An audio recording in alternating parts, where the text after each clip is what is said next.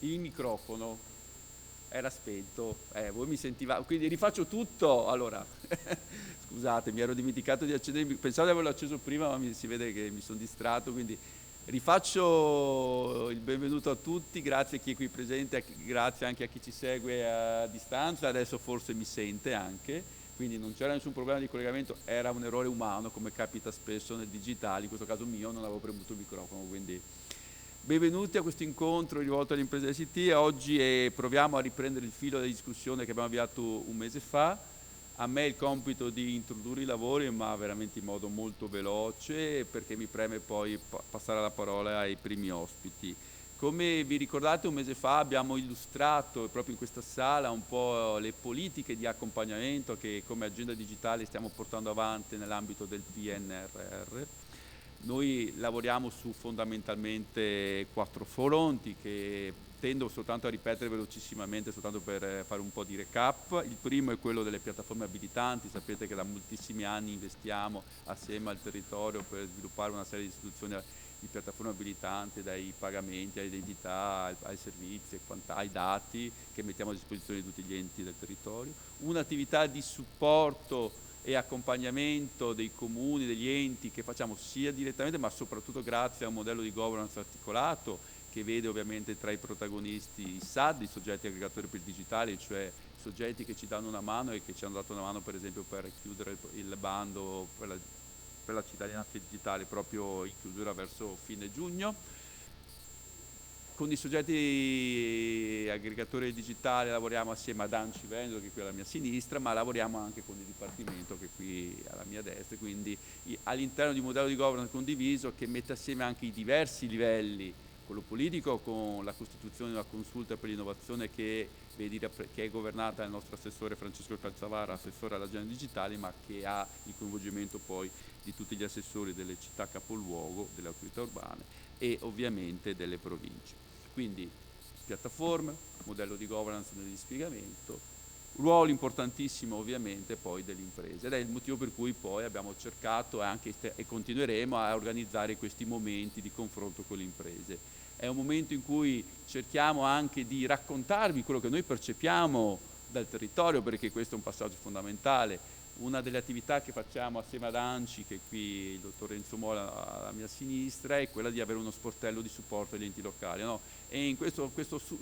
sportello non è solo un momento di supporto tecnico e operativo per tutti gli enti che hanno dei dubbi, delle incertezze sul tema del PNRR, è anche un modo di raccogliere sentiment, feedback, no? E ovviamente quando si entra nel vivo di questa sfida PNRR le dinamiche sono diverse.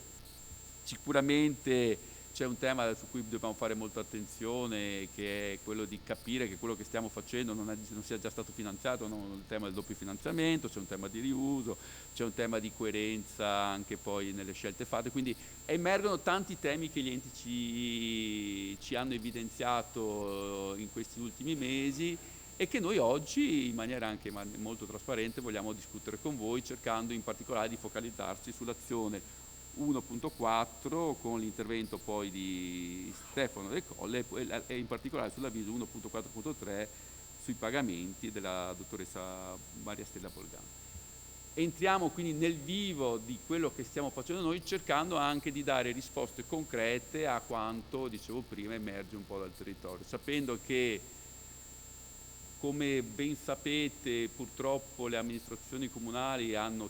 tantissime iniziative in corso. Io esco da un evento che abbiamo fatto venerdì a Conegliano su un'altra azione, sempre il PNRR, i punti di facilitazione, e quello che sempre di più ci chiedono gli enti è dargli una mano perché effettivamente la pressione nel senso il carico di lavoro che queste amministrazioni, in particolare quelle piccole, hanno è enorme. Su questo è un tema su cui dobbiamo in qualche modo farci tutto carico, anche le imprese, perché noi dobbiamo trovare delle soluzioni che siano in qualche modo anche in grado di alleviare lo sforzo, la capacità umana di queste persone, perché effettivamente sono 1000 richieste, 1000 scadenze, poi arrivano quelli che devono fare l'asseverazione, che dicono una cosa, poi arriva l'altro, cioè dobbiamo provare in qualche modo tutti a remare dalla stessa parte, perché ricordiamo sempre che l'obiettivo finale in particolare della missione 1 e quella della digitalizzazione è quella di migliorare la qualità della vita dei nostri cittadini con servizi migliori. Poi alla fine noi dobbiamo portarci a casa questo risultato, dobbiamo farlo ovviamente rispettando la legge, le norme, ma questo lo do per scontato, ma dobbiamo farlo cercando di ottenere i massimi risultati possibili.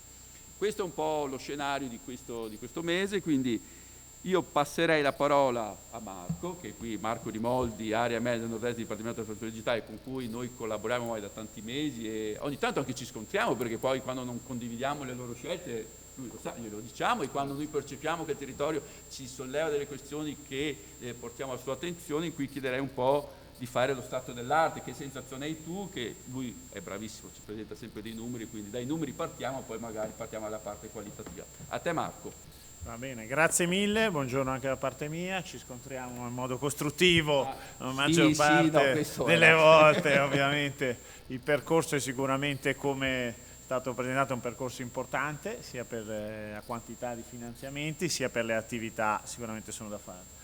Allora, io ho portato qualche slide, adesso non so se si vedono o se devo fare qualcosa io solo per...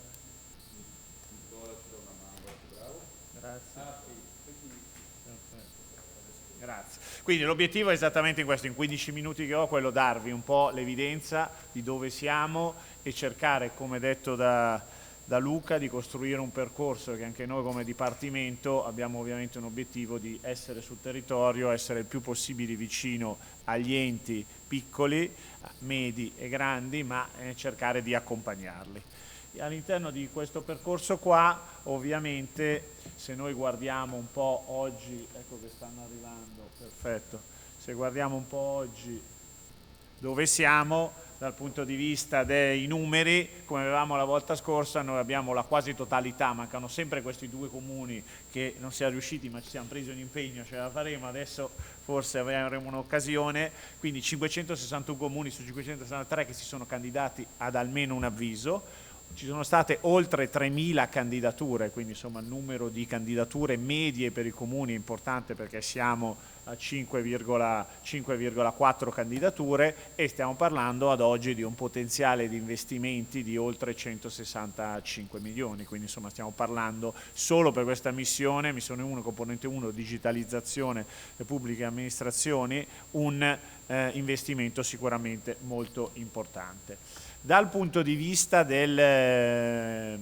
percentuali di candidature per misura, come vedete all'interno del territorio della Regione Veneto quasi tutti gli avvisi insomma, hanno raggiunto percentuali estremamente importanti che vanno al 90 addirittura al 96% dell'esperienza del cittadino. Siamo un po' più bassi, ma lo sapevamo, su PagoPA e sulla piattaforma notifiche e in particolare ad oggi, se guardiamo il quadro degli avvisi, sono quasi tutti chiusi ad eccezione di piattaforma digitale nazionale dati che chiuderà a breve. PagoPA siamo un po' più bassi perché avevamo fatto un progetto importante prima.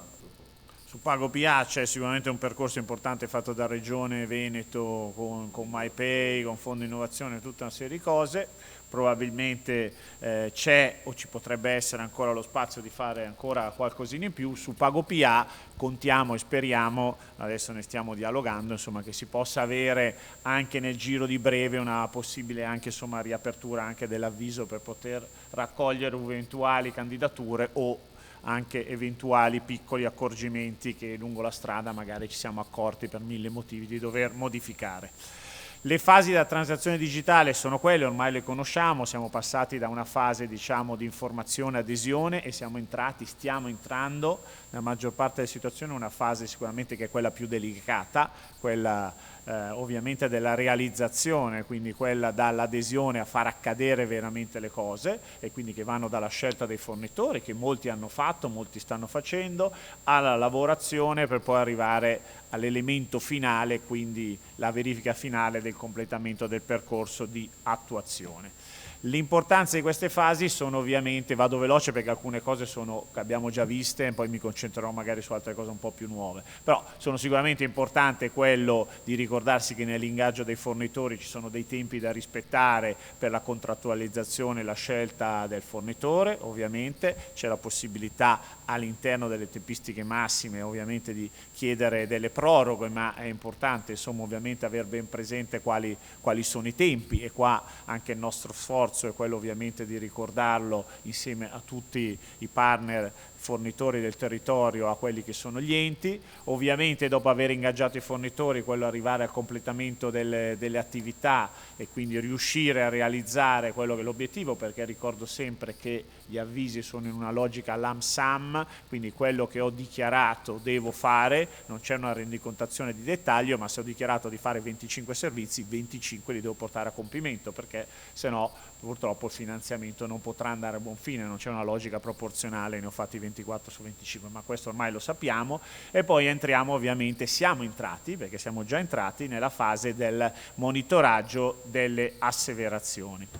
Entrando in cose un po' più nuove, così anche obiettivo di dare sia diciamo agli enti, ma soprattutto poi ai partner che lavorano con gli enti un po' dove siamo e cosa sta accadendo. Allora, noi abbiamo un processo di asseverazione che è un processo che è composto da due fasi: un'asseverazione tecnica, che è la prima fase, che è quella che viene fatta dai team territoriali, quindi dalle persone che lavorano sul territorio e che avete iniziato a conoscere, quindi sia account manager sia technical implementation manager. Poi a seconda della misura più tecnica ovviamente sarà focalizzata sulle figure un po' più tecniche, un po' meno tecnica avremo anche un ruolo importante ovviamente di tutti gli account. Ad oggi abbiamo una logica di rotazione, quindi le persone che oggi accompagnano gli enti nel nord-est non fanno e non faranno l'asseverazione del nord-est, ma la faranno nello specifico, noi la facciamo nel nord-ovest, mentre ad esempio nel nord-est vengono i colleghi della Lombardia, proprio in una logica di ovviamente normale rotazione in cui è corretto che ci sia chi va a fare l'asseverazione, che insomma è una persona esterna a chi ha seguito fino a quel momento l'ente.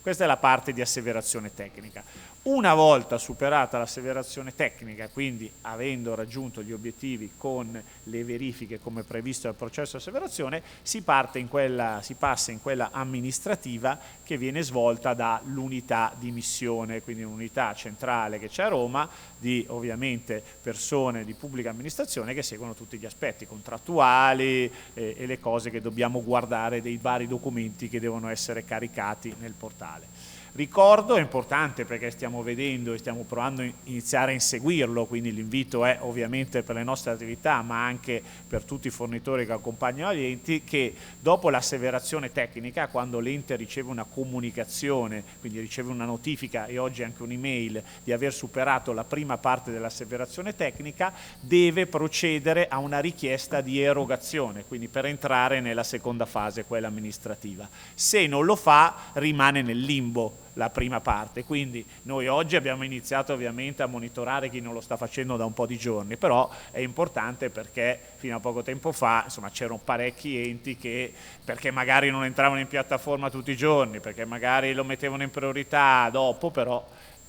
va a san dire implicito che più il processo è lungo, più tutto si concluderà a lungo e di conseguenza finanziamenti, pagamenti e tutte le cose che ne conseguono. Per fare la richiesta erogazione, adesso non entrerò nei super dettagli, però vi ho rimesso qua, è tutto contenuto all'interno delle linee guida, che cosa deve fare un ente, quindi deve indicare le informazioni relative alla conservazione dei documenti, come ovviamente la codice CAD, deve indicare i dati contabili, quindi l'IBAN e la scelta del codice che anche lì è stata oggi semplificata e guidata all'interno di quello. Compilate queste informazioni, sostanzialmente si troverà già la domanda pronta per essere firmata perché sarà precompilata e poi dovrà essere caricata in formato digitale in PA 2026. Una volta fatto questo c'è l'elemento finale che è il famoso certificato di regolare esecuzione del RUP firmato in modo digitale, che è l'elemento che completa questa fase. Proprio in questi giorni abbiamo anche, in collaborazione appunto con ANCI, elaborato un format che pensiamo possa essere utile proprio di come fare o come suggeriamo che venga fatto il certificato di regolare esecuzione,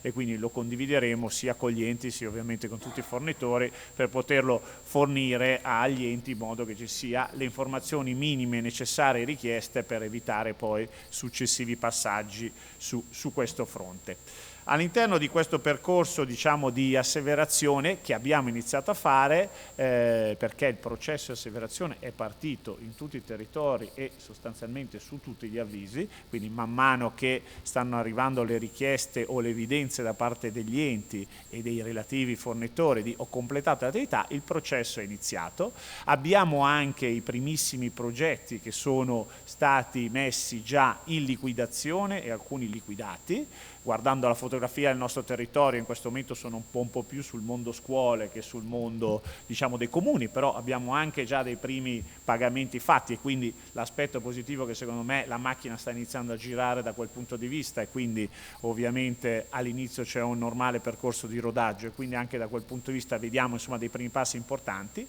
Sono emerse nelle primissime asseverazioni, come forse era intuibile in un percorso nato in pochi mesi con una serie di cose che sono state chiarite, capite, riviste, ma durante il percorso che all'inizio ci possa essere un po' più di confusione e quindi ci sono state numerose evidenze amministrative che dopo abbiamo cercato anche qua un po' di riepilogare con alcuni punti di attenzione, ma soprattutto qualche tempo fa, qualche settimana fa, è stata aggiunta la possibilità di utilizzare la logica dell'addendum e quindi su tutte le parti contrattuali di poter inserire in una fase successiva degli elementi contrattuali o degli elementi di documenti che possono completare quello che è il mio percorso. Ho caricato una cosa che non era completa, mi viene detto che manca qualcosa, ho la possibilità senza dover fare cose complicate, piuttosto che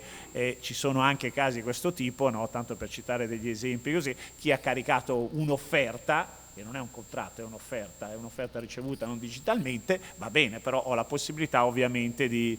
poter correggere successivamente. L'importante, come abbiamo detto, è quindi quello di iniziare a seguire sia gli enti, ripeto, da ambo le parti, sia come team territoriale, sia da parte di tutti i partner sul territorio, nello step 1 che dicevo prima, nella richiesta di erogazione, ma anche durante il processo di asseverazione, perché il processo di asseverazione può andare snello e liscio, positivo, andato avanti in un colpo, devo verificare l'integrazione dei servizi pago PA, sono stati integrati, ho fatto la transazione minima, le date sono corrispondenti, non c'è doppio finanziamento, perfetto, come possono nascere, magari su avvisi un po' più impegnativi, delle richieste di chiarimento e quindi vengono messi in una asseverazione parziale. A quel punto viene mandata dall'asseveratore una comunicazione all'ente e ci si aspetta chiaramente una risposta su questa cosa. Quindi anche in quel caso lì è importante del monitorare sia dal punto di vista degli enti sia dal punto di vista del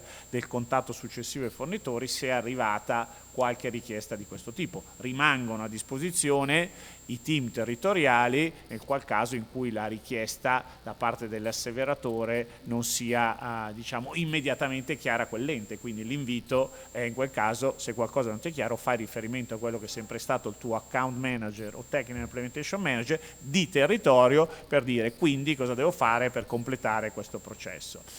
Abbiamo avuto e stiamo vedendo anche le primissime evidenze di qualità su alcuni progetti e quindi di conseguenza stiamo anche fissando, alcuni sono già stati fatti, alcuni li faremo anche nelle settimane seguenti, anche dei momenti di confronto con alcuni fornitori, magari tirati più da anche i colleghi nazionali, per anche andare a capire alcuni elementi di sviluppo su alcune cose che all'apparenza possono essere esattamente allineati a quello che è il processo di asseverazione, ma che magari pongono una domanda, ma è il servizio migliore che posso dare veramente al cittadino a fronte di questa cosa, no? E quindi ci sono dei momenti di confronto, alcuni sono già avviati, adesso non è importante dove, come, con chi, però solo per dire che ovviamente le prime asseverazioni permettono di capire e di confrontarsi, perché poi l'obiettivo è sempre quello, no? Cioè tanti investimenti, tanti finanziamenti, ma poi il risultato finale sarà misurato dalla qualità della trasformazione digitale e l'altra parte. Accelero un po', se no va ben oltre i 15 minuti, anche questa non entrerò perché è ovviamente di dettaglio, però per dirvi, come vi anticipavo, che sono emerse, ad esempio dall'asseverazione fatte sul territorio del nord-est, una serie di elementi minimi contrattuali che stiamo cercando di riepilogare in questa slide, che poi manderemo via mail a tutti gli enti proprio per ricordare, di ricordarsi che se si avvale di un fornitore esterno ovviamente nella maggior parte dei casi, quali sono gli elementi minimi e cosa devono contenere, quindi la determina di affidamento con i relativi contenuti che devono avere, dal CUP alla lista dei servizi, al CIG e via dicendo, piuttosto che se invece sto facendo un'attività a risorse in economia e quindi in quel caso l'ordine di servizio, la determina, piuttosto che una serie di elementi aggiuntivi. Anche questo perché affrontando, come dicevo prima, le prime asseverazioni ci si è reso conto e quindi abbiamo cercato di lavorare per dire il minimo necessario che ci aspettiamo per poter non bloccare un processo quando ci sarà la verifica amministrativa sono queste cose. Ricordo sempre, come l'ho citato prima, che quindi in entrambi i casi, quindi lavoro con il fornitore o faccio l'attività in economia, c'è la possibilità ovviamente di fare l'addendum per aggiungere quelli che sono gli elementi, determine, atti ricognitivi, o via dicendo, già cose contenute nelle FAQ, ma che ho sintetizzato in questa slide e che sicuramente riprenderemo poi con una mail da condividere con gli enti e ovviamente anche con i fornitori del territorio.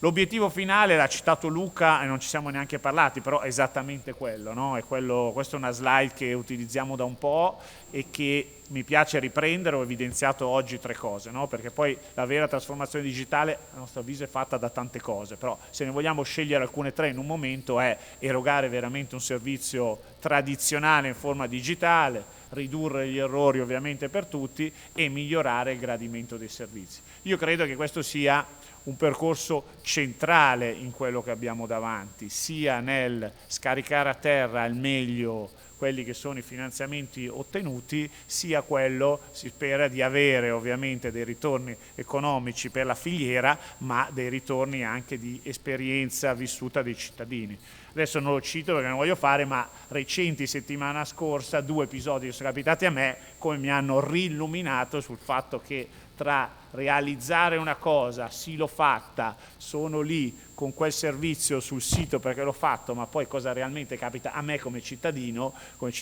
sicuramente c'è ancora tanta strada da fare, quindi questo è il vero percorso su cui credo sia importante stringersi e unirsi il più possibile, che poi il risultante finale è lì, non è avere un servizio sul sito di Apio, ma poi cosa succede al cittadino che riceve una comunicazione per un pagamento, come lo può pagare, dove lo devo pagare, se ha la possibilità di scelta, tra lo pago con pago PA se sono comodo, vado bollettino se non sono comodo o faccio quello che fare. Credo che sia questo veramente l'elemento, perché se no diventa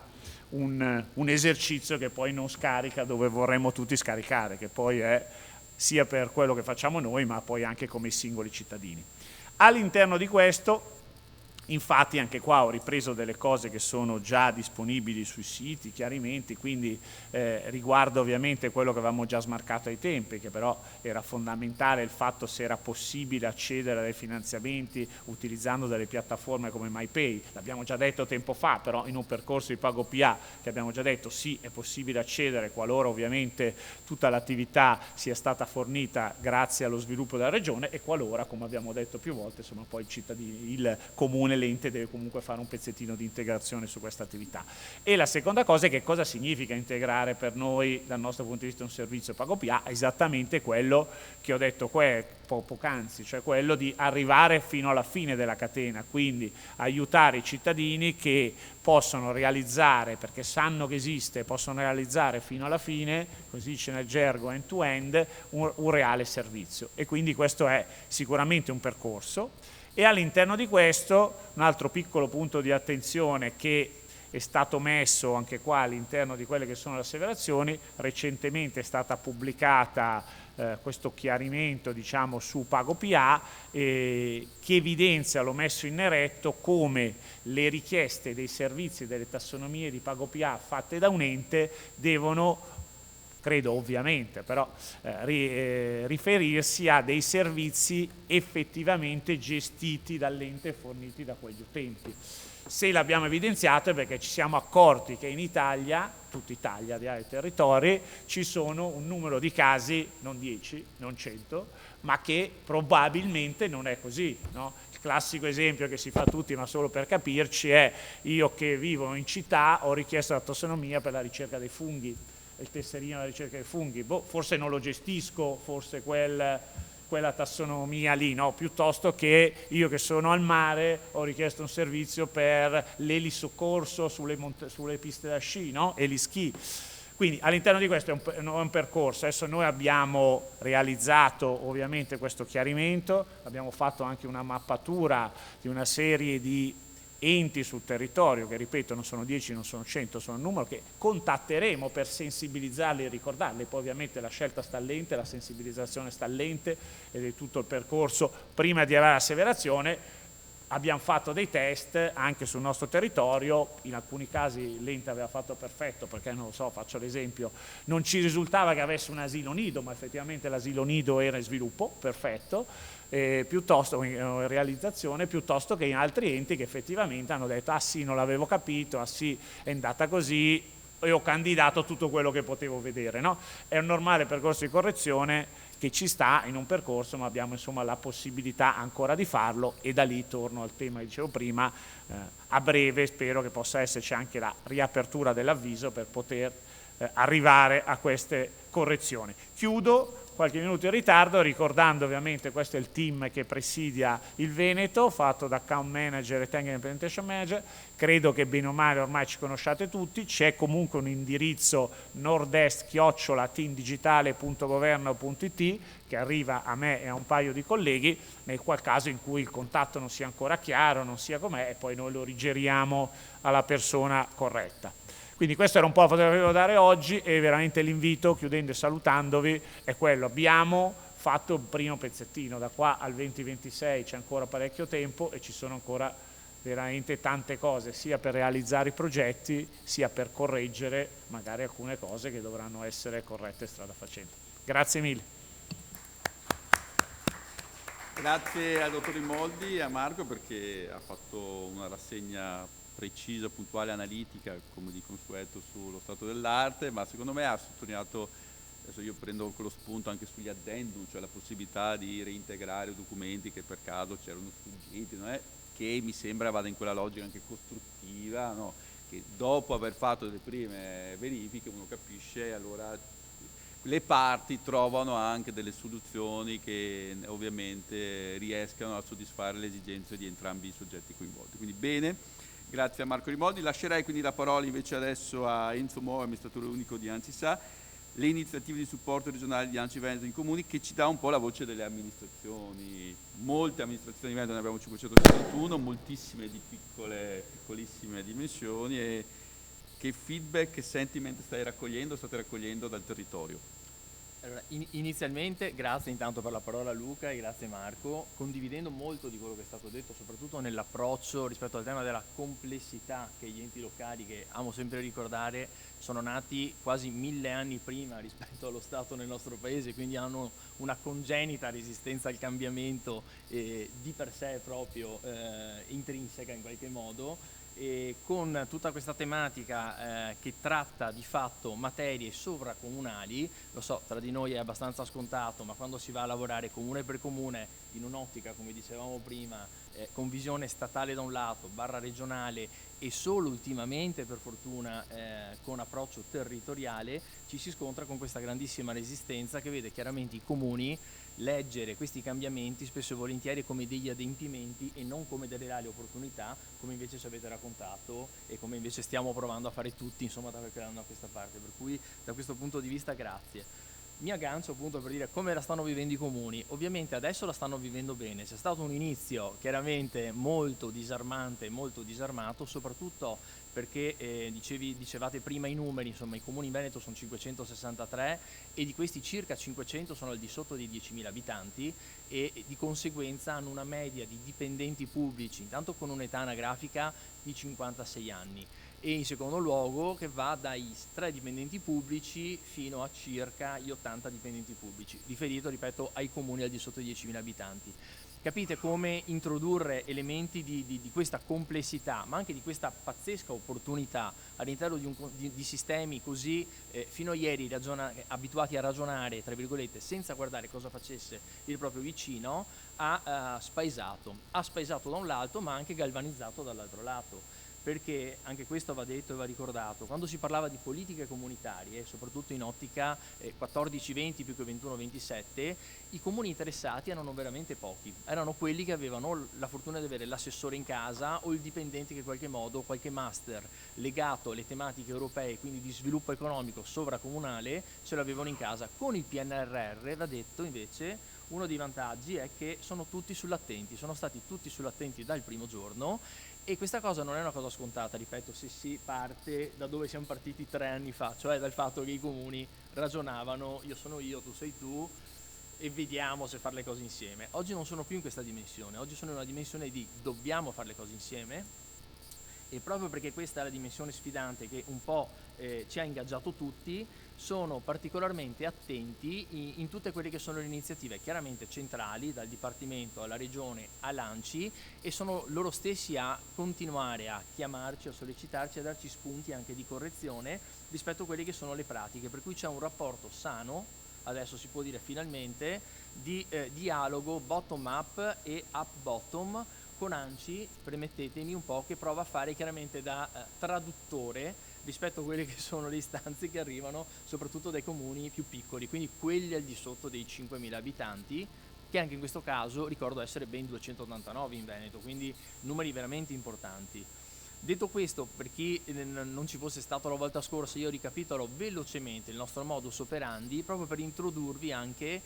quelle che sono le iniziative che a lato abbiamo implementato insieme a Regione Veneto, insieme a PagoPA e al Dipartimento, e per far capire un attimino perché c'è questo grado anche di attenzione da parte dei piccoli comuni. ANCI da sempre e soprattutto in questi ultimi 5-6 anni ha applicato un modello di formazione definito un po' cassetta degli attrezzi, per la quale ci sediamo di fatto in fianco ai comuni, soprattutto questi comuni piccoli, e raccogliamo e affianchiamo affinché portino a casa il risultato rispetto alle conoscenze che in quel momento non hanno, o a dei blocchi rispetto a dei bandi, piuttosto che a delle normative, come ad esempio il nuovo codice degli appalti, che è una cosa che sta creando non pochi disguidi chiaramente alle nostre amministrazioni, e raccontandolo non dal punto di vista accademico, ma attraverso dirigenti, direttori che negli altri comuni in qualche modo lo stanno applicando, lo stanno mettendo a terra, e hanno deciso di dare un'interpretazione che poi diventa sistemica anche per la messa a terra negli altri comuni. Questa è una cosa che aiuta tantissimo le pubbliche amministrazioni,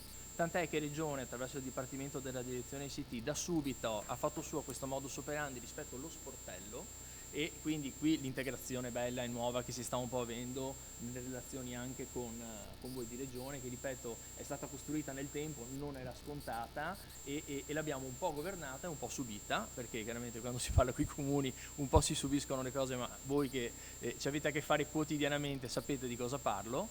E formazione e dall'altro lato pareri legali, nel senso che la maggior parte dei comuni non ha funzionari o dirigenti che possano seguire determinate procedure complesse, si affida ad ANCI affinché ANCI rilasci dei pareri legali che chiaramente possono essere portati con delibera di giunta piuttosto che in consiglio comunale per mandare avanti le pratiche. Queste due attività che sembrano tra virgolette l'ABC in realtà sono veramente l'ossatura che ci permette un dialogo costruttivo, fattuale e propositivo da parte dei comuni, perché ci leggono un po' come il loro prolungamento efficiente e non come un qualcosa d'altro che ti chiede o che ti porta via. Ecco. Quindi in questo senso insomma siamo un po' una cinghia di trasmissione. Rispetto alla volta scorsa, come dicevo, cos'è accaduto? Sostanzialmente come ANCI e come Regione siamo resi conto che i nuovi adempimenti richiedono dei passaggi obbligatori rispetto alla formazione, e per evitare anche qui sperpero di risorse noi come ANCI abbiamo proposto un percorso di formativo rispetto alla misura 1.4.4 e agli obblighi, con un costo altamente calmierato, nel senso che tendenzialmente noi andiamo a costo di servizio e quindi non abbiamo per fortuna l'obbligo, come voi ovviamente, di dover far utile, e questo per consentire ai comuni chiaramente di concentrarsi su quelli che sono davvero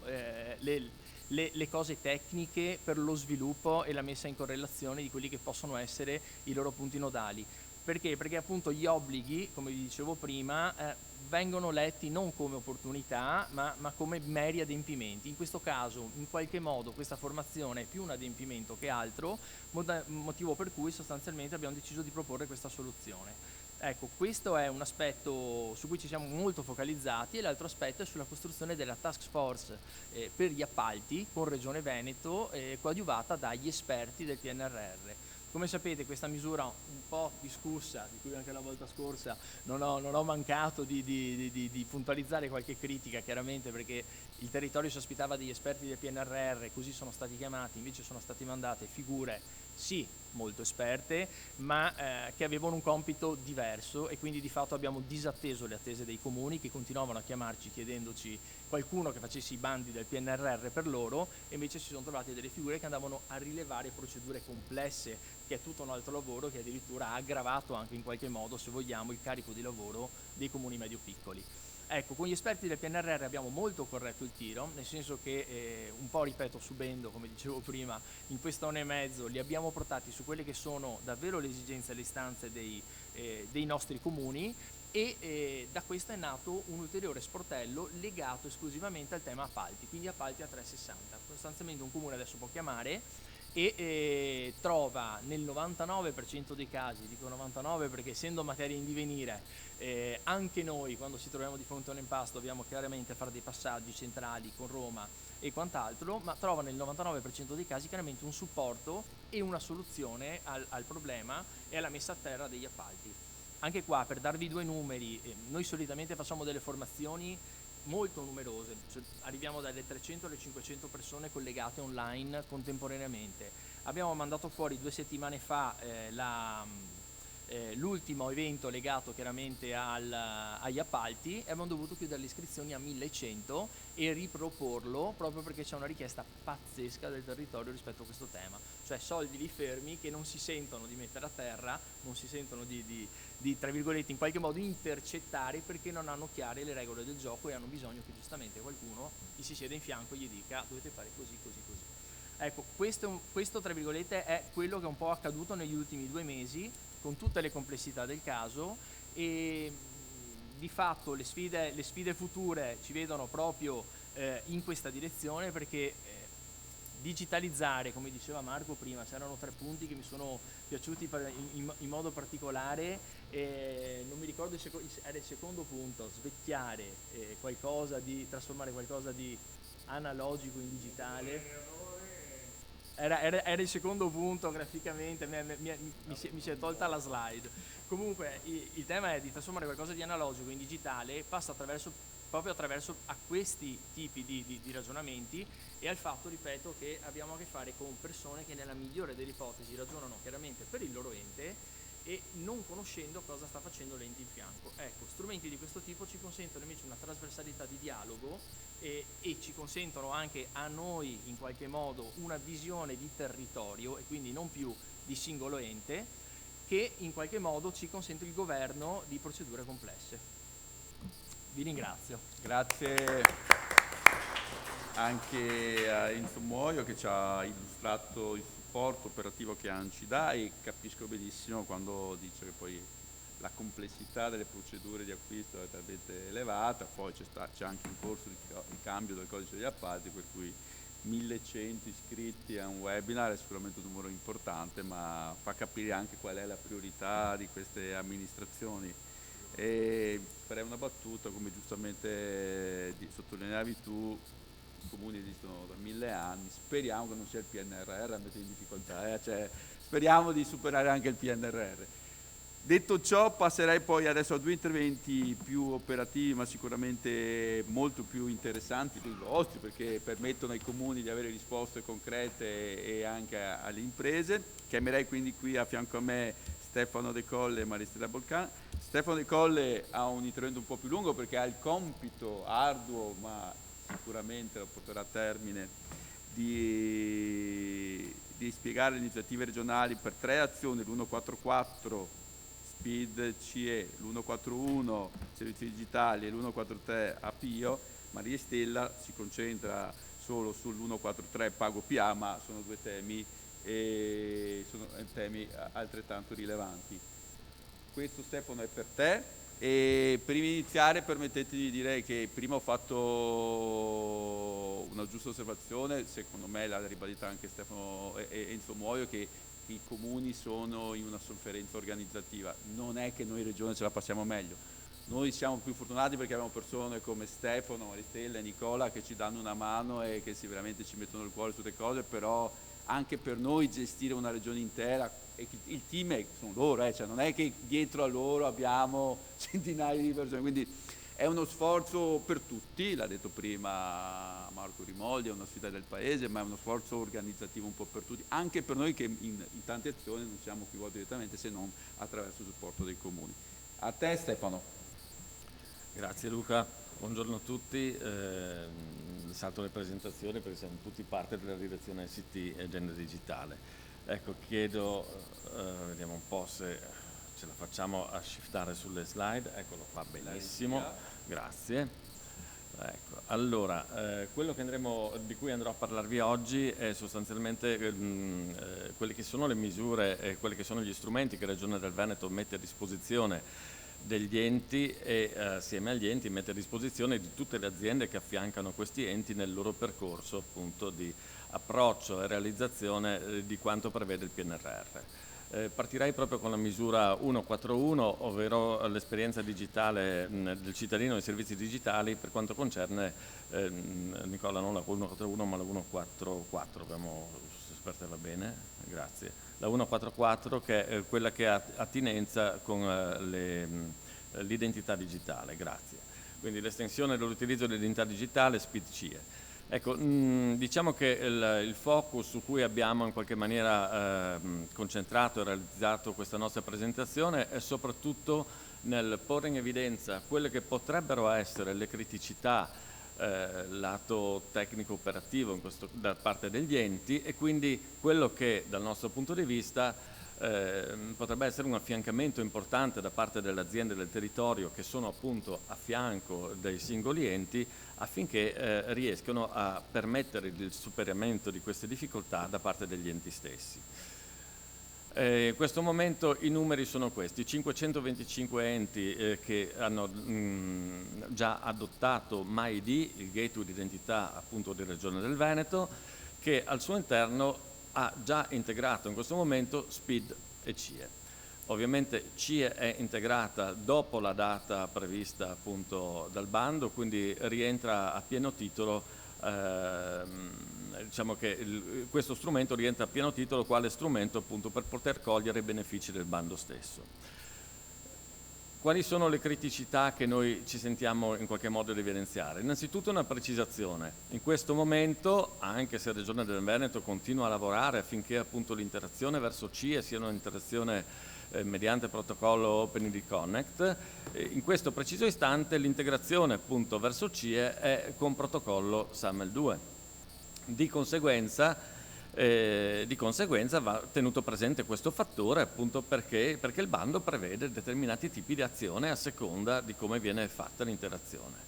Che cosa ci permettiamo di dire? Ma innanzitutto che dal punto di vista dello strumento chi ha a disposizione MyID, chi già sta utilizzando MyID non deve fare nulla da questo punto di vista, da un punto di vista di ulteriori richieste a Regione, ma non è che non deve fare nulla in assoluto, anzi come abbiamo detto più volte c'è comunque un intervento che viene richiesto e che deve essere fatto proprio affinché lo strumento sia stato adottato e venga utilizzato all'interno dell'ente.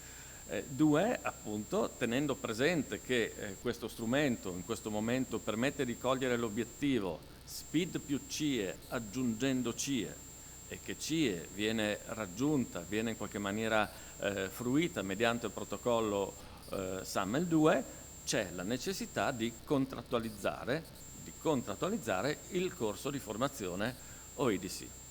Ecco, quindi l'affiancamento che le aziende possono dare e offrire appunto nei confronti di questi enti è proprio questo, ricordarli che senza questa contrattualizzazione non potranno cogliere gli obiettivi.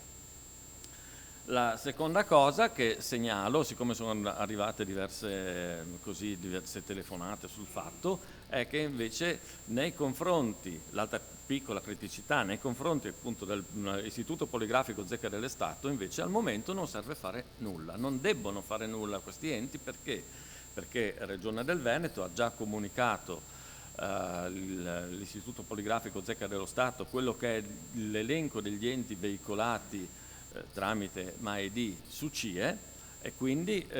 questi enti non vanno portati, almeno fino a, diciamo così, comunicazioni di diverso tipo, non vanno portati in questo momento a forzare la registrazione su quello che è il portale di federazione, perché appunto il Poligrafico, così poi anche come il Dipartimento, già sanno quali sono gli enti veicolati tramite MAED. Ecco, questi sono i punti di attenzionamento, direi maggiori, non mi soffermo su altre cose, valgono le solite regole per chi non ha MAED, per l'adozione, eccetera, eccetera, eccetera, ma mi fermerei sostanzialmente a fare le considerazioni che ho appena espresso. Ecco, io passerei quindi all'azione 141, che è per certi versi l'azione... mi viene da definirla più corposa. Eccoci, allora l'azione 141 è quella che interessa appunto i servizi digitali, in particolare viene suddivisa in due sottomisure, che è quella che riguarda appunto il cittadino informato e quella che riguarda il cittadino attivo.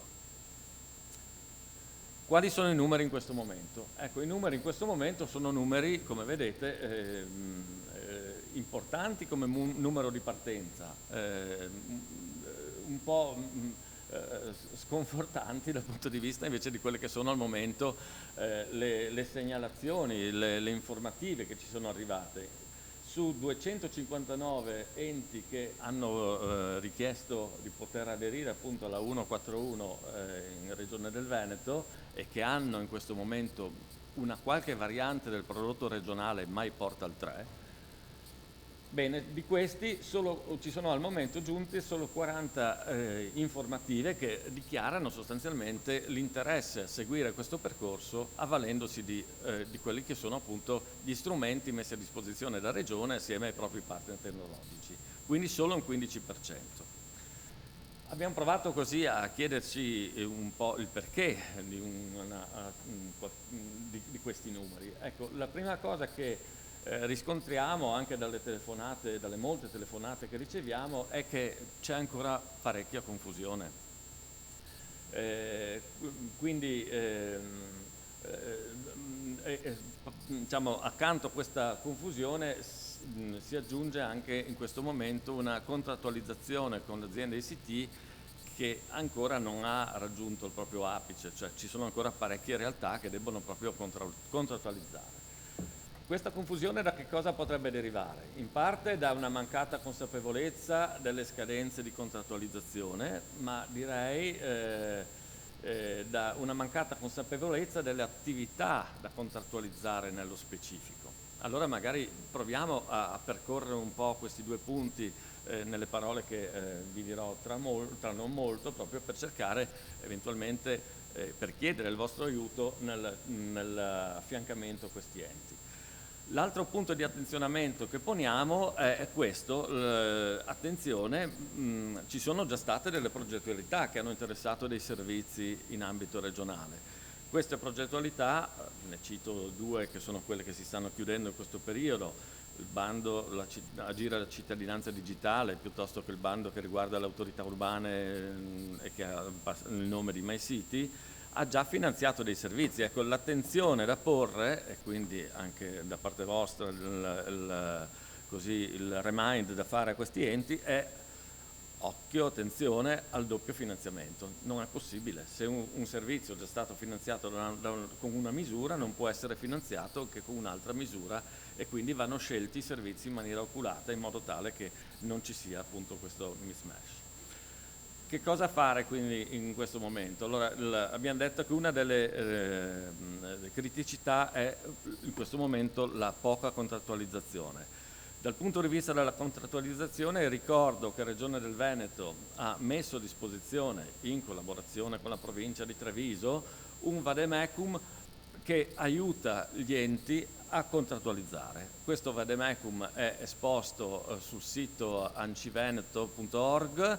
nella sezione PNRR in comune, e lì gli enti e anche le realtà, insomma, ICT che affiancano gli enti possono trovare delle linee guida ben precise.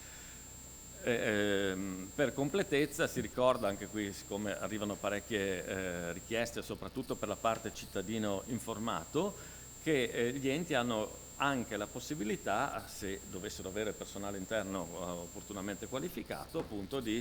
gestire le cose in autonomia. Per quanto riguarda invece le misure in sé, abbiamo detto cittadino informato e cittadino attivo. Regione del Veneto che cosa mette a disposizione? Allora, mette a disposizione appunto nell'ambito della piattaforma servizi al cittadino quello che sarà lo strumento in fase di avanzata realizzazione che si chiama MyPortal 3.1. MyPortal 3.1 che cos'è? È uno strumento che mette a disposizione sia la componente CMS, quindi la componente per realizzare il portale informativo vero e proprio, che, come vedremo tra non molto, un set di elementi, delle componenti atte a realizzare quanto viene richiesto appunto dal cittadino attivo, quindi in particolare quella che è l'area personale del cittadino e tutto ciò che ne consegue, così come dettagliato nelle linee guida Agid e contenute all'interno appunto del PNRR stesso, delle misure del PNRR stesso. Per quanto riguarda quindi gli scenari che si possono aprire, noi abbiamo sostanzialmente delle proposte che mettiamo sul tavolo vostro, sulla scrivania appunto di ciascuna delle aziende del territorio, che vanno a coprire un po', direi, tutti i casi d'uso. Partiamo dal caso più semplice. Il caso più semplice è cittadino informato. Qui l'ente può percorrere la strada che aveva percorso fino ad oggi con MyPortal 3, quindi abbiamo detto passare da MyPortal 3 a MyPortal 3.1, oppure potrebbe adottare una soluzione di terze parti. Ecco, sia in un caso che nell'altro, appunto, Regione è a disposizione, così come è a disposizione nel caso in cui un ente che magari avesse adottato fino ad oggi una soluzione diversa entri a bordo di MyPortal 3.1 per tutto un insieme di ragioni che ha opportunamente valutato. Ecco, da questo punto di vista MyPortal 3.1 è in fase avanzata di realizzazione, sarà disponibile nel corso del mese di giugno, abbiamo già realizzato delle demo live di come sarà, come sarà il layout di questo strumento. Abbiamo anche già provato a fare un porting da un portale MyPortal 3 a MyPortal 3.1 e l'abbiamo visto il 20 aprile ad Oderzo. Quindi quello che noi metteremo a disposizione soprattutto per gli enti che hanno MyPortal 3 è un insieme di tool di migrazione dalla versione 3 alla versione 3.1. Qui già sappiamo che ci sarà la necessità di intervenire da parte dell'ente assieme al proprio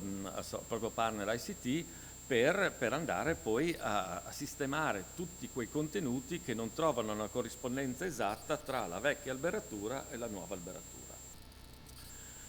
E sappiamo anche che, così come previsto appunto dalle nuove linee guida, il portale porterà appresso almeno i due servizi essenziali, che sono quelli della richiesta di appuntamento e quelli di segnalazione di un malfunzionamento sul territorio, di un'anomalia sul territorio. Passo alla seconda parte, che è quella forse più innovativa, direi, dal punto di vista della proposta regionale. Perché? Perché mira a definire una strategia a lungo termine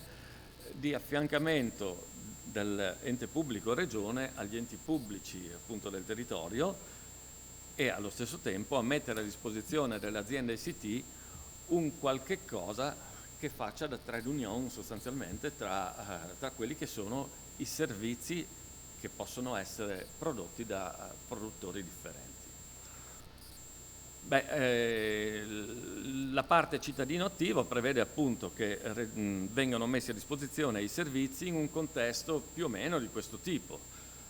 Un'area personale del cittadino che è unica,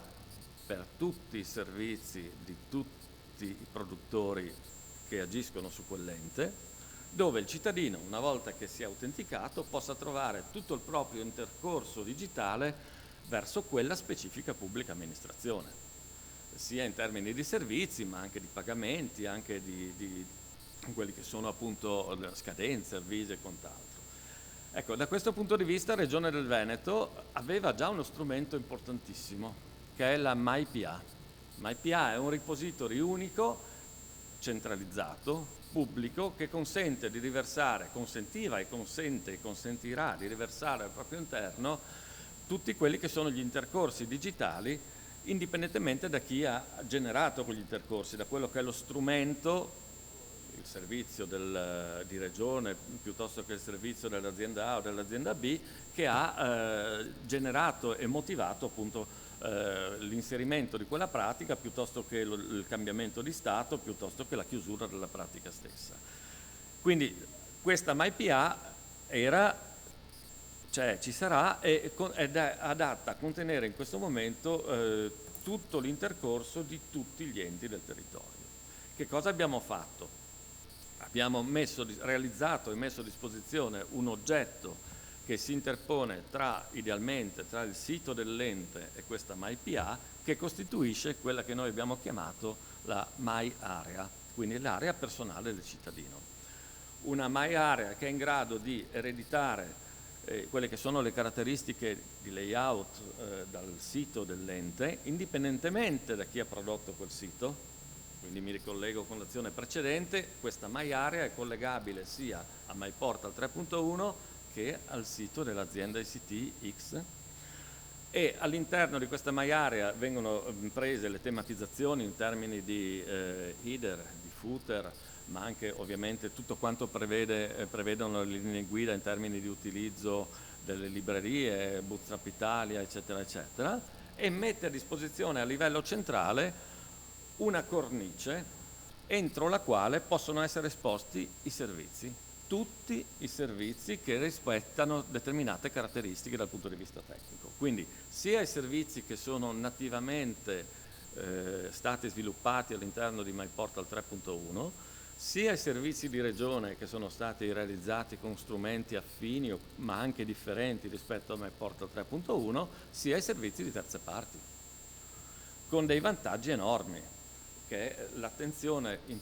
verso il cittadino senz'altro, perché il cittadino entra, si autentica una volta sola e poi in un contesto di single sign-on riesce a fruire di tutti i servizi indipendentemente da chi li ha prodotti, perché l'applicazione viene fiduciata in maniera forte con quella che poi sono i singoli servizi dalle singole aziende che li propongono ai propri enti. E il cittadino trova tutto quanto lo riguarda e il cittadino può fruire di qualsiasi servizio partendo proprio da quella base, partendo da quel contesto, per far evolvere appunto le proprie necessità. Ecco, quindi l'invito forte a tutte le aziende è questo, è quello a tenere assolutamente in debito conto quello che Regione propone, proprio perché è uno strumento che guarda lontano, perché è uno strumento che è indipendente da chi ha realizzato quel determinato servizio, perché è normale che all'interno di un ente, se non adesso, domani mattina, ci possano essere servizi differenti prodotti da fornitori differenti. Quindi quello che abbiamo intravisto e che abbiamo poi messo a fuoco è costruire uno strumento che sia veramente aperto a tutti. Quindi questo diventa un tool nel vero senso del termine, a disposizione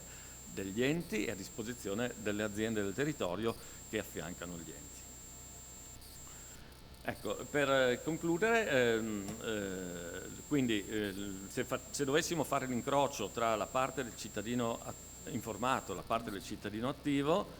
due casi d'uso in un contesto, due casi d'uso nell'altro, perché in questo caso uno potrebbe utilizzare la MyArea e potrebbe anche non utilizzare la MyArea, mi sento di dire che abbiamo comunque una proposta da fare anche per tutti quegli enti, spero pochi, che dovessero scegliere, non spero pochi per voi, ma spero pochi perché ci crediamo moltissimo in questi strumenti, in quello che mettiamo a disposizione e soprattutto nel mettere assieme le forze. per coloro i quali dovessero scegliere soluzioni interamente di terze parti. Ecco, l'invito è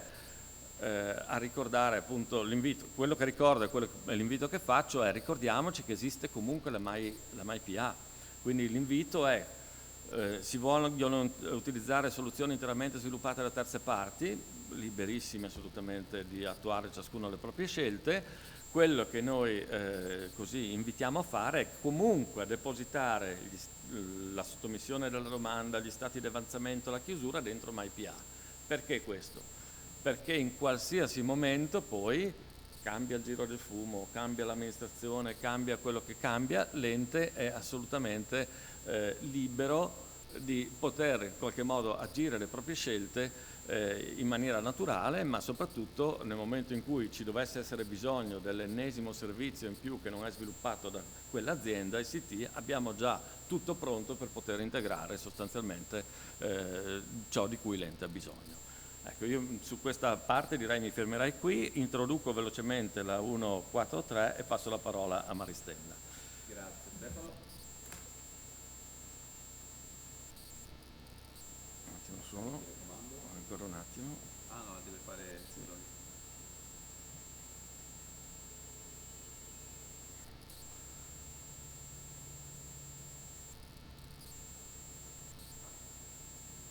Ok,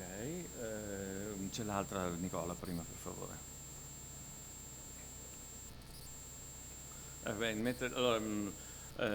La misura 143 riguarda da un lato i servizi su Appio e dall'altra riguarda appunto il mondo dei pagamenti dei quali parlerà appunto la collega Maristella. Per quanto riguarda la parte dell'adozione della piattaforma appunto di Appio in questa fase di attuazione, in questo momento noi abbiamo già, ricordo che Regione del Veneto ha un ruolo di ente aggregatore anche verso PagoPA per quanto concerne i servizi al cittadino, quindi la generazione e la gestione dei servizi al cittadino su Appio. Quali sono in questo caso le criticità o le evidenze che mettiamo in qualche modo, che rileviamo in qualche modo? Innanzitutto il supporto dei comuni attraverso appunto l'attivazione delle notifiche in Appio, noi l'abbiamo recepito come prima tipologia delle 3 tipologie previste appunto dal bando, quindi mettiamo a disposizione il servizio di notifica. Seconda cosa, tuttavia, rispetto a quello che è il quadro iniziale, appunto PagoPA, sappiamo che ha emanato delle linee guida nuove nel corso appunto a bando aperto, e queste hanno un po' creato così un certo disorientamento all'interno appunto degli enti. Sappiamo che dovrà succedere qualche cosa da questo punto di vista, quindi perché? Perché i comuni in questo momento hanno qualche difficoltà, non sanno come comportarsi, come agire, e i comuni da questo punto di vista che cosa si aspettano? Ma da un lato direi che si aspettano, e abbiamo sentito anche prima dalle parole appunto della figura di riferimento del DTD, che succeda qualche cosa da qui a non molto tempo avanti, che ci dirà come dovranno essere gestiti quei servizi che erano stati candidati e che adesso per qualche ragione appunto non sono più candidabili. Vedremo cosa succederà da questo punto di vista. Dall'altra cosa invece quello che è un elemento più critico è appunto che queste linee guida emanate da PagoPA nella costruzione dei siti, nella costruzione dei servizi, scusatemi, su Appio, mirano a definire una tassonomia che però in questo momento è under construction, quindi c'è una difficoltà enorme da parte degli enti per dire: ma questo servizio c'è o non c'è? Ci sta o non ci sta? Ecco, da questo punto di vista il ruolo di Regione, che mi permetto di segnalare e di comunicare appunto perché a voi stessi poi eventualmente lo riportiate agli enti, è un ruolo, se vogliamo, definirei quasi di mediatore, cioè di entità che recepisce da un lato le esigenze degli enti, si costruisce o aiuta a costruire una propria tassonomia da condividere poi con PagoPA, e allo stesso tempo ha un canale di dialogo privilegiato verso PagoPA, alla quale propone appunto i nuovi servizi che non sono ancora rientrati in questa tassonomia provvisoria, per capire se quel servizio ci sta o non ci sta. Quindi anche da questo punto di vista segnalo queste difficoltà, queste criticità, ma allo stesso tempo invito appunto i comuni, le aziende ICT che li supportano a fruire dello strumento messo a disposizione dalla Regione proprio per quanto ho appena detto, perché c'è un dialogo importante, questo dialogo importante siamo certi può contribuire a spianare la strada e comunque a facilitare insomma la creazione di questi servizi. Io ho concluso, grazie.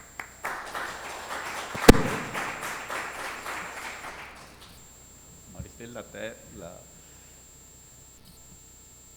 Grazie Stefano, una presentazione molto analitica che fa capire anche tutti i possibili scenari in cui l'ente ovviamente può muoversi e può attuare l'azione. Buongiorno a tutti, grazie. Mi ricollego a quanto detto da Stefano poco fa in merito a MyPortal 3.1 e aggiungo che MyPortal 3.1 sarà nativamente integrato con MyPay, quindi avremo un servizio digitale che partendo quindi dal sito dell'ente permetterà anche di portare a termine il pagamento e alla fine il cittadino si ritroverà nella propria area personale tutto l'esito del pagamento, la ricevuta, lo stato dell'arte, tutto riassunto di quello che ha fatto. Insomma.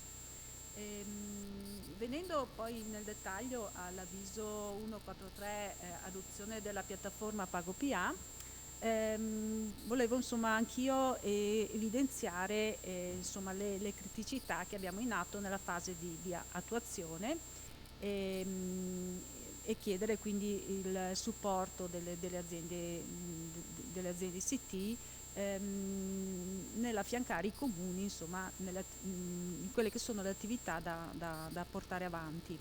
Anche noi abbiamo insomma nel caso di PagoPA abbiamo 258 comuni che si sono candidati su questo avviso, ma di questi solamente un 20% ci hanno detto che vogliono attivare dei nuovi servizi su MyPay legati a questo bando. Non abbiamo quindi non abbiamo informazione sul fatto che questi comuni vogliano utilizzare i servizi regionali oppure no, pur sapendo che di questi 258 comuni la maggior parte hanno MyPay. Quindi abbiamo un po' il timore che arrivino tutti all'ultimo a ridosso della scadenza e quindi consigliamo fortemente a questi comuni e chiediamo l'aiuto delle imprese che li stanno affiancando di aderire al supporto di Regione mandando insomma l'adesione tramite ANCI Veneto e se ci sono dei nuovi servizi di pagamento da attivare su MyPay, utilizzare l'informativa che è stata appositamente predisposta, che anche è più semplificata e più aderente a quello che è poi l'elenco dei servizi che è censito nella piattaforma Pia Digitale e che quindi li può aiutare a scegliere quelli che sono i servizi da attivare su MyPay. Quindi gli enti insomma una volta che hanno contrattualizzato con le aziende ICT possono insomma essere supportati da voi come aziende in queste attività, però appunto è importante che ci rendano edotti di quello che ci anticipino quello che ci chiederanno per poter dimensionare correttamente le attività e il supporto che dovremo dare loro. Deve essere chiaro anche agli enti che devono contrattualizzare con le aziende ICT e non con Regione Veneto, perché abbiamo ricevuto anche delle richieste di contrattualizzazione con Regione. Deve essere chiaro che devono, per ottenere questi servizi devono aderire a MyPay, e questo è un punto critico, perché se un ente non ha già aderito a MyPay, e quindi abbiamo insomma circa una cinquantina di questi enti, le attività che deve mettere in campo portano via un po' di tempo, perché vanno fatte delle operazioni sul portale delle adesioni con PagoPA, vanno fatte delle operazioni, va formalizzata l'adesione insomma amministrativa e tecnica MyPay, vanno fatti dei test, insomma diciamo che 20 giorni vanno via insomma per l'adesione a MyPay. Quindi gli enti devono aderire a MyPay, devono chiedere il supporto in regione tramite ANCI Veneto, trasmettere il modulo informativa, e poi non basta attivare il servizio su MyPay, insomma come ha ricordato stamattina Marco Rimoldi, il servizio va anche integrato con i propri gestionali. Quindi se c'è un software un software delle aziende, che è fornito dalle aziende ICT che gestisce i tributi, questo va poi integrato con MyPay per poter poi gestire tutto correttamente con PagoPA. E se c'è un software della contabilità, questo va integrato con MyPay MyPivot per poter poi gestire efficacemente la riconciliazione contabile. Un'altra attività che può portare via tempo, che può richiedere insomma un po' di tempo, è quella della qualificazione del software. Noi come Regione Veneto integriamo software per gli enti solo se questi si sono precedentemente qualificati. Quindi cosa vuol dire la qualificazione del software, insomma per chi già non lo sapesse? Vuol dire fare dei test in ambiente di collaudo, verificare che tutto funzioni correttamente. Una volta superati questi test il software si può dire qualificato, e viene pubblicato il nome del software, il nome dell'azienda su MyExtranet, su un catalogo pubblico. Quindi ripercorrendo insomma le fasi di contrattualizzazione, di invio dell'informativa, l'importanza di chiedere il supporto operativo di Regione Veneto, le fasi per il raggiungimento degli obiettivi dell'avviso sono l'adesione a MyPay, e poi una volta che l'ente ha MyPay è necessario che l'ente ridefinisca il processo di gestione del servizio di incasso. Questo lo può fare con l'azienda che già gli fornisce il software gestionale per quel tributo, oppure insomma anche con un'altra azienda. Insomma, l'importante è che ripensi come viene gestito quel servizio di incasso. Poi l'ente deve chiedere il supporto di Regione a Veneto e trasmettere la modulistica per attivare il nuovo servizio di incasso e per integrare quel servizio di incasso tramite dialogo di interoperabilità tra i vari software. Successivamente la Regione procede con la configurazione di questo nuovo servizio su MyPay e MyPivot, e quindi viene integrato il servizio con software verticale dell'ente e quindi di gestione del tributo, e col software di contabilità dell'ente. E quindi poi ci aspettiamo che l'azienda ICT supporti l'ente in tutte le azioni che sono correlate all'integrazione del software e alla formazione degli operatori. Faccio una breve panoramica su quella che è la qualificazione e l'integrazione di prodotti di terze parti. Se il software non è già stato qualificato, è necessario che l'azienda mandi a Regione la richiesta di qualificazione del prodotto, compilando la domanda di qualificazione, una serie di modulistica, e individui un ente pilota che sarà l'ente con il quale effettuerà dei test in ambiente di collaudo.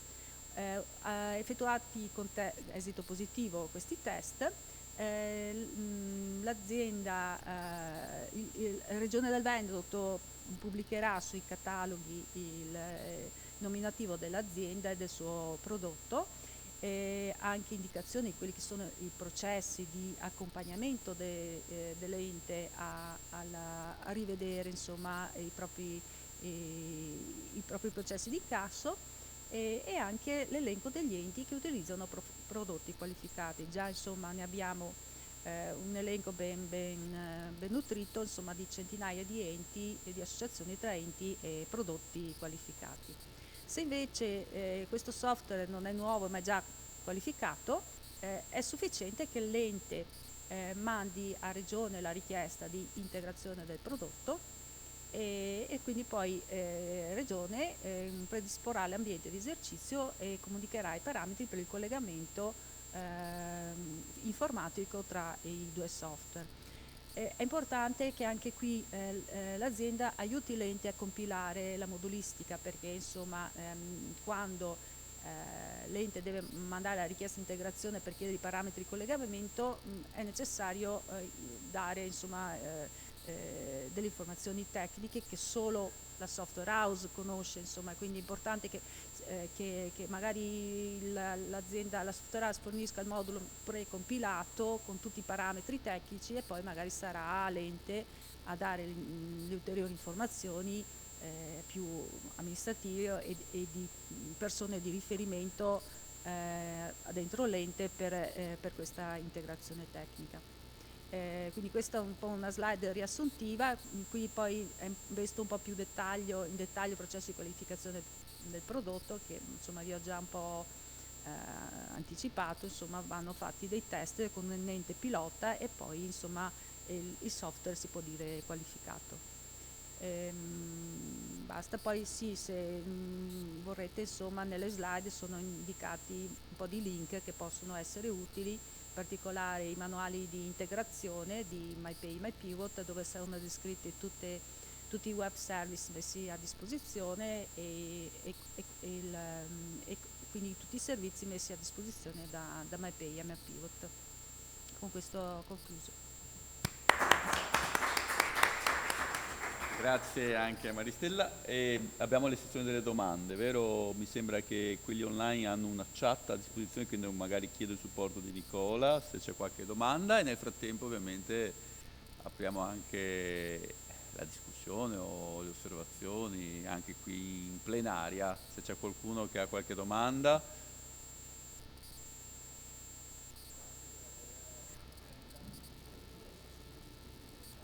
Le slide li mettiamo a disposizione sicuramente nella nostra extranet, vero? Sì, su My Extranet, che arriverà il link per la possibilità di scaricarle. Abbiamo in programma ovviamente un altro incontro fra una 45 giorni, un mese e mezzo, per riprovare a fare il punto. Come vedete, lo spiegava bene anche nell'intervento iniziale il dottor Rimoldi, siamo in una fase in cui gli enti stanno prendendo delle scelte, delle decisioni, quindi dare la possibilità agli enti di avere più opportunità è sicuramente l'opzione su cui noi ci stiamo orientando, però abbiamo bisogno delle aziende in modo tale che poi la scelta sia anche quella più efficace, più efficiente per l'ente ovviamente, per il sistema complessivo, altrimenti riusciamo veramente poi a far fatica. La paura che diceva prima la dottoressa Brugan di dire poi arriveranno tutti assieme, ecco, se arrivano tutti assieme in un certo momento a chiedersi un sacco di supporto, lo dico in maniera, questo rischierà di mettere in difficoltà anche noi, quindi noi per primi saremo poi in difficoltà di rispondere alle esigenze che arrivano dal territorio. C'è qualche domanda? Ah, non si vedono, lo chiediamo alla regia. Sì, aggiungo che porto proprio un esempio dell'altro ieri. C'è un bando a scadenza, bando Agire per la città digitale, tra un paio di settimane deve essere rendicontato, e ci è arrivata una richiesta di un'azienda. Dice: abbiamo questi 15 enti che ancora non hanno compilato la modulistica e dobbiamo assolutamente attivare i parametri per l'integrazione del software. Ecco, vabbè, correndo ce la facciamo, però se dovessero arrivare come in questo caso tante richieste di questo tipo, trovarci alla fine, insomma, è difficile riuscire a esaudirle se non lo sappiamo prima, ecco. Quindi per questo appunto è importante la pianificazione. Abbiamo perso l'uomo della regia.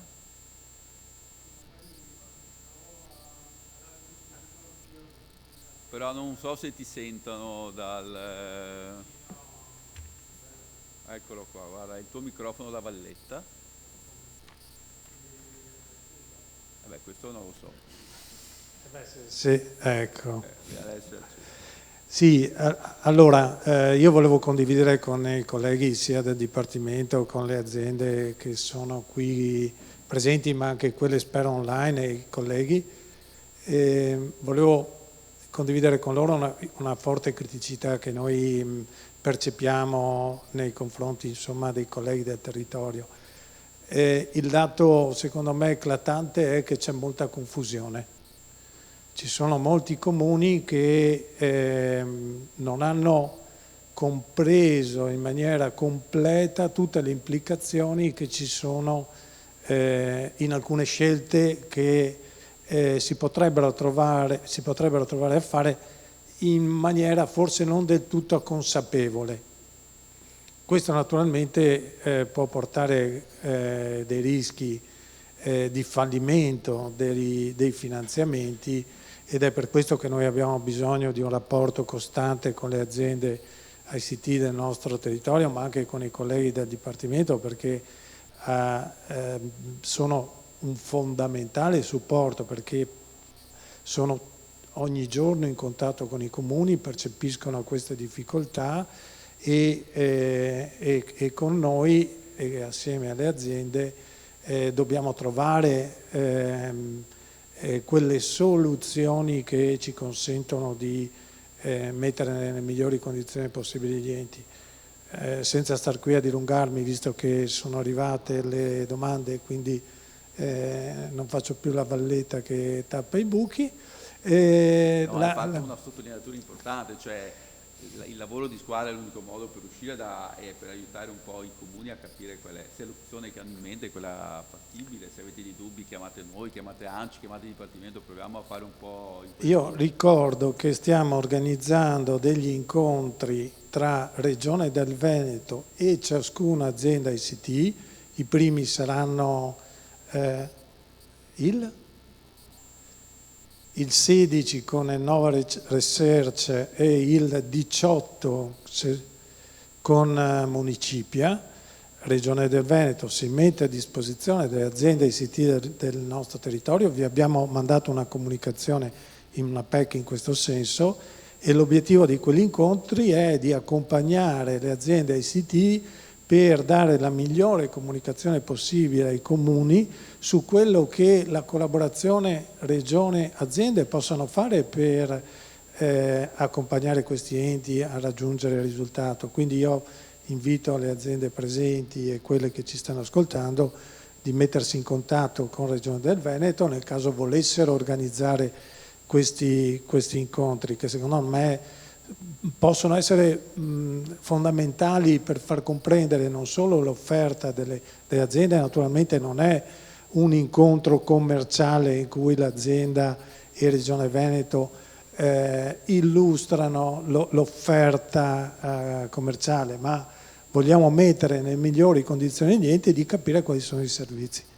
E mi taccio, se no poi... Che domande abbiamo? Allora, per ora sono arrivate 2 domande, leggo direttamente. La prima di Carlo Botter dal comune di San Donà di Piave. Domanda se esiste una norma trasversale a tutte le misure PNRR che impedisce la modifica dei servizi in fase di attuazione dei progetti. Fa una riflessione personale, dice: ho l'impressione che la suddetta norma comporti solo criticità e svantaggi a fronte di benefici non evidenti. È possibile superare tale limitazione mantenendo comunque l'importo del finanziamento invariato? Mi sembra una domanda per Marco, ma facciamo anche la seconda così... La seconda di Roberto Meneghetti. Per i servizi del bando Agire e MyCity è possibile finanziare l'adeguamento dei servizi alle nuove linee guida Designers Italia? Dai, rispondi alla prima intanto, poi mettiamo... La risposta alla prima no, non si può, non è prevista la possibilità di modificare la lista dei servizi candidati. Le uniche casistiche sono quelle che sono state recentemente a fronte ad esempio di servizi che nel gergo sono chiamati deprecati, cioè per motivi di forza maggiore un servizio che avevo candidato oggi non è più realizzabile. In quel caso la normativa e gli avvisi permettono e stanno permettendo la modifica, ce n'è uno sull'141 e uno su PagoPA. Negli altri casi comprendo la difficoltà, ma è stata anche valutata e rivalutata, ma non è possibile se non facendo degli atti formali che sono, qualora l'avviso sia aperto, la rinuncia alla ricandidatura. Cosa diversa sono invece quelle cose un po' più snelle, che sono candidato a un servizio come da avviare e invece era avviato o viceversa. In quel caso è possibile, è stato reso possibile questa modifica. Sì, piuttosto che le modalità di migrazione all'interno del cloud, che anche queste inizialmente non si poteva, poi è stata trovata la soluzione. Mentre sulla base della domanda ho candidato 10 tassonomie PagoPA, oggi ne vorrei fare sempre 10, ma 5 di queste sono diverse, non è possibile modificarle, se non rinunciando e ricandidandosi. La seconda domanda io non l'ho capita. L'ho capita io? È già questo. È già... Era su 6 servizi? Sì, allora la domanda è se i servizi del bando Agire possono essere, con i finanziamenti del bando Agire si può finanziare l'adeguamento dei servizi MyCity alle linee guida. È un po' complicata la domanda perché allora intanto bisogna dire che il progetto Agire è concluso, quindi finanziare delle cose con un progetto già concluso naturalmente non è possibile, ma se fosse stato finanziato nel bando Agire alcuni servizi sviluppati nel bando MyCity, che ricordo è un altro finanziamento che Regione Veneto ha dato, se fosse stato fatto un adeguamento, l'importante è, uno, che non vi sia un doppio finanziamento, perché se noi abbiamo finanziato un servizio su un bando non possiamo finanziarlo sull'altro. A rigor di logica, tuttavia, se mai accadesse una cosa di questo genere, se io non finanzio un'attività che ho già finanziato, ma finanzio un adeguamento, in teoria è possibile, però chiedo a chi ha fatto la domanda di mettersi in contatto con noi e capire bene qual è l'intorno del fenomeno per riuscire a dare una risposta più precisa. C'è una valutazione un po' sulle problematiche, ossia Lorenzo Savoini si esprime dicendo: non mi stupisco che tanti enti tergiversino, non c'è nessuna certezza sulle specifiche da realizzare, e qua specifica vedi il caso di Appio, neppure sui criteri di asseverazione, dice vedi PND. Non so se può essere un tema di discussione la questione di Appio, la stessa definizione dei servizi. Sì, io dico, faccio solo una considerazione. Allora, è vero, questi bandi sono complicati anche perché molte condizioni fin da origine non erano così definite. Naturalmente nel corso del tempo si sono avuti una serie successiva di chiarimenti. Naturalmente i chiarimenti a domande già fatte sono complicati poi da gestire. Tuttavia, sia sul bando Appio, sia sul bando della SPID barra CIE, sia sul bando dei servizi digitali, l'141, io credo che la collaborazione tra Regione e il Dipartimento possa aiutare gli enti a sciogliere tutti i dubbi. Naturalmente come dire, la questione è complicata, però io vedo una volontà sia della Regione del Veneto sia a livello nazionale per mettere gli enti nelle migliori condizioni possibile. Noi abbiamo uno sportello, il Dipartimento ha diverse persone che ogni giorno sono disponibili, per cui vi invito a contattarci. Non so se vuoi aggiungere qualcosa, Marco. No, guarda, hai anticipato quello che avrei detto, cioè io credo che sia un percorso, come avevo detto, un percorso che ci ha trovato di fronte ovviamente a tante cose da fare in poco tempo e tante ancora ne dovremo fare. Alcune credo che le abbiamo affrontate, alcune abbiamo risolto, e cito solo all'inizio c'era il famoso dubbio MyPay sì, MyPay no, non ho capito, non è sicuro, l'abbiamo chiarito, è solo un esempio. Su Appio e su piattaforma notifiche sicuramente ci sono delle cose che ancora nelle prossime settimane dovranno essere riprese, però ripeto, il punto di partenza credo che sia quello che ha detto anche Antonino, cioè noi siamo qua a supporto, siamo noi, c'è la Regione, c'è ANCI, perché il percorso che vogliamo fare è il più possibile comune, cioè arrivare insieme a riuscire a scaricare a terra finanziamenti, risultati per tutti. E questo è l'obiettivo comune. I problemi si incontrano, cercheremo di risolverli, spero che li risolveremo a maggior parte tutti, ci sarà qualcosa che comporterà dover rifare delle piccole cose, però siamo qua. L'invito è: siamo presenti, chiamateci, noi cerchiamo ma chiamateci, poi anche se non abbiamo la risposta puntuale va sicuro che il canale di comunicazione, noi verso Roma, noi Regione verso di noi, Regione verso Roma, è costante, perché ovviamente ci sono. Su API è un tema, vediamo nelle prossime settimane, sono vari interlocutori, Dipartimento, Pago PA, Comunità Europea, e quindi l'invito è quello, capisco, ma l'obiettivo è comune, vi assicuro quello, insomma. Io direi che quindi possiamo concludere qua, se non ci sono altre sollecitazioni o spunti. Penso che quest'ultimo passaggio sia stato un po' lo spirito dell'incontro di oggi, cioè una leale collaborazione costruttiva tra tutte le parti coinvolte. È l'unico modo che ci può portare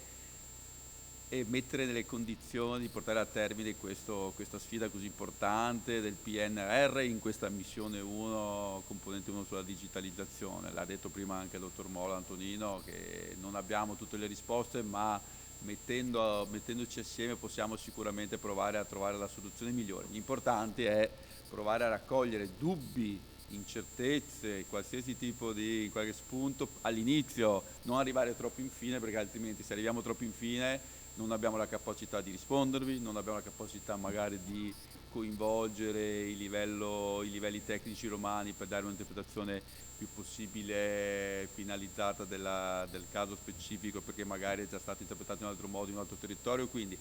l'invito veramente di questo periodo è: stiamo assieme, nel senso scambiamoci il più possibile gli input e le informazioni, usiamo i canali istituzionali che già conoscete, abbiamo lo sportello ANCI che ci dà una mano, è sempre presente, è sempre disponibile, quindi veramente grazie a tutti e ci rivediamo presto. E sfruttate anche l'occasione, lo dico alle imprese, di questi incontri one to one per capire come, anche se avete dei dubbi, delle questioni da sottoporci, siamo qui a disposizione per rispondere. Buon lavoro a tutti e grazie ancora per la vostra partecipazione.